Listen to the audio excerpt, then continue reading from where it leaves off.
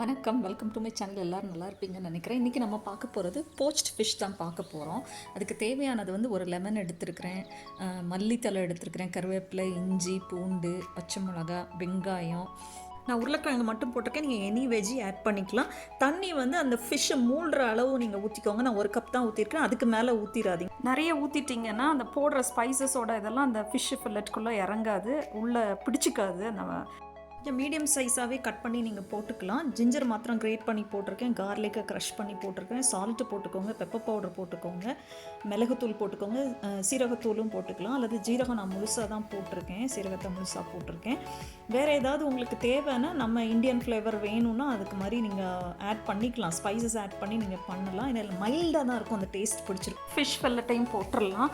இதுக்கு வந்து நல்ல கிங்ஃபிஷ் நெய் மீன் சொல்லுவாங்கள்ல, அது நல்லாயிருக்கும். நல்லா ஃப்ளஷ் நிறைய இருக்கிறதா வாங்கிக்கோங்க. ஸ்கின்னு ரிமூவ் பண்ணிவிட்டு வாங்கி முள் இல்லாததை மாத்திரம் இந்த மாதிரி செஞ்சு சாப்பிட்டோம்னா நல்லாயிருக்கும். கொதிச்சிட்டு இருக்கும்போது, பாயில் ஆகிட்டு இருக்கும்போது பீஸை போடுங்க. அதுக்கப்புறம் லோ ஃப்ளேம் ஆக்கிடுங்க. இது ஒரு 10 மினிட்ஸ் தான் எடுத்தது.